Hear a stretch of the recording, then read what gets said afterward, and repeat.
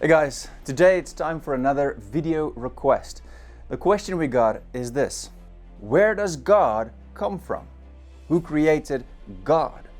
That's what we're going to look at in this video, so let's not waste any more time. Let's get to it.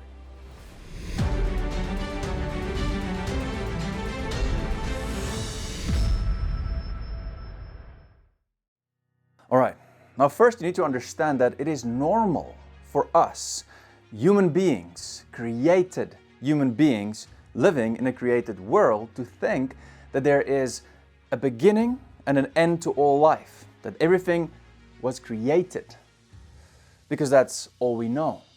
Ecclesiastes 3 verse 1 says, "For everything there is a season, and a time for every matter under heaven, a time to be born, and a time to die." Did you get that? A time under heaven, meaning in this world, in this dimension that you're living in. You will have a time where you'll be born and when you will die, all human beings, right? And that is why for us as created beings, it is difficult to understand that there can be a being outside of this dimension, outside of this world, that is bigger than us, that was always there. And that is why we ask the question, where did God come from, or who created God? The answer is that God was always there. He's not a created being. If He was created by something else, He would not be God. And even if we could understand Him, with our small human brains, then of course, even then, He would not be worthy to be called God. Isaiah 40 verse 28 says, "Have you not known? Have you not heard?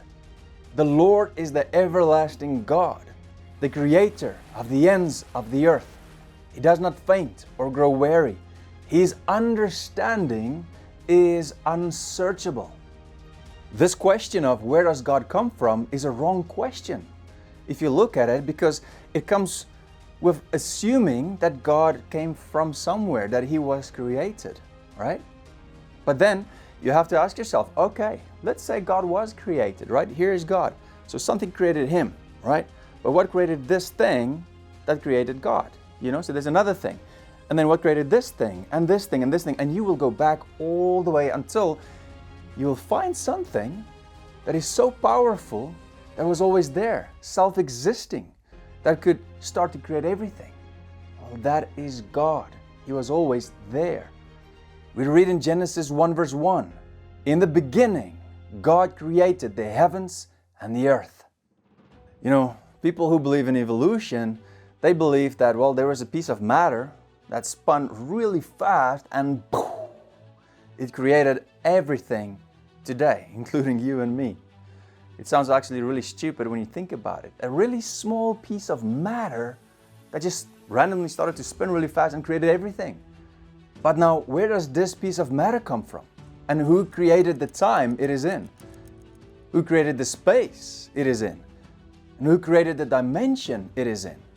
And if you think about it, all of those things had to come into existence at the same time for life to be able to exist, for us to be here. Now, they can't answer that. Even then, all right, let's say there's a piece of matter. How did it just randomly start to spin and created everything, galaxies? It's impossible. It is actually just stupid. The only answer they give you is, it's because of time. Billions of years. And that is their answer to almost everything. You can watch out for that. Whenever they can't explain something, they will say, it's because of millions of years, billions of years. Yeah, all right. And you were there to see it all happen? Now, personally, I don't have enough faith to be an atheist, to believe in evolution. So, where does God come from? He's self-existing. He was always there. People who believe in evolution, they believe in a small piece of matter that was somehow created by something, right? But I believe that in the beginning there was God. Piece of matter, piece of dirt, God. You choose what you want to believe in. If God was created by something else, if He's not self-existing, He would not be called God. Now, if you want some evidence that God is real, watch these videos here and I'll see you there. And before you go, always remember, God loves you and I love you too. Bye. Take my life and let it be consecrated, Lord, to